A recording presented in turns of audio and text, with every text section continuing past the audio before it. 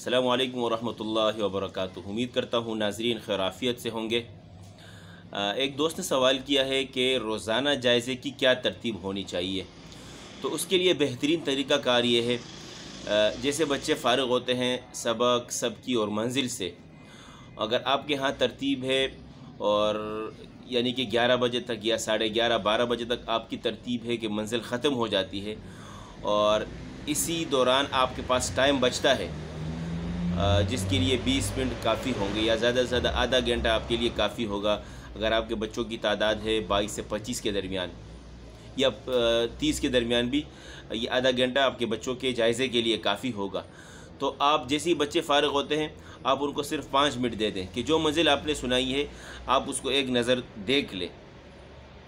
और अगर आपकी ये तरतीब है कि मंजिल ख़त्म हो जाती है फिर दोपहर को भी चलती है या फिर मंजिल ख़त्म हो जाती है और बच्चों की छुट्टी हो जाती है, तो आप ज़ोहर की नमाज़ के बाद जैसी क्लास लगती है उसमें आप 20 मिनट, शुरू के 20 मिनट जायज़े के लिए मुकर्रर कर लें और ये रोज़ाना की तरतीब हो तो बहुत ज़्यादा फ़ायदा होगा। उसका फिर तरीक़ाकार ये है कि आप सब बच्चों को एक साथ बिठाएँ और कोशिश करें कि उनमें वो बच्चे जिनके ज़्यादा पारे हैं, 15 पारे हैं, 20 पारे हैं, उनसे आप 2-2 सवाल करें और पहले उनसे सवाल करें ताकि ये बच्चे जैसी फ़ारिग हों तो आने वाले कल के लिए अपने पारे तैयार कर सकें।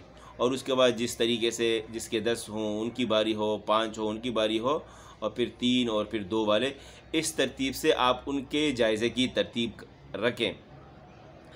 अच्छा, जायज़ा में हम कितना सुने बच्चे से, ये भी एक बात है। तो जायज़े में आप कोशिश करें कि जितना ज़्यादा सुन सकें। ये ना हो कि आप बच्चे को 6 से 7 लाइन का आदी बना दें और फिर आने वाले वक़्त में इम्तिहानात में या मुसाबक़ात में या इस तरीके से विफ़ाक़ के इम्तिहान में बच्चों से अगर सवाल हो और फिर ज़्यादा सुना जाए और बच्चे उसमें जो है बच्चों को फिर नाकामी हो, तो कोशिश करें कि कम से कम आप एक बच्चे से एक सवाल में 16 लाइन सुने।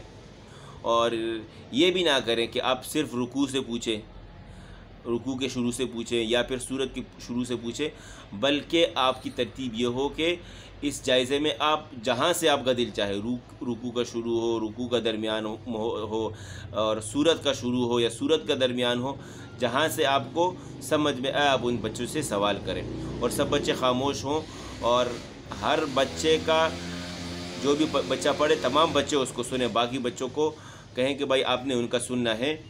तो ये रोज़ाना की जायज़े के हवाले से तरतीब हो, इंशाल्लाह आपकी क्लास में इस जायज़े से बेहतरी आएगी। इसी के साथ मैं इजाज़त चाहता हूँ। अपना ख्याल रखिएगा। अल्लाह हाफ़िज़।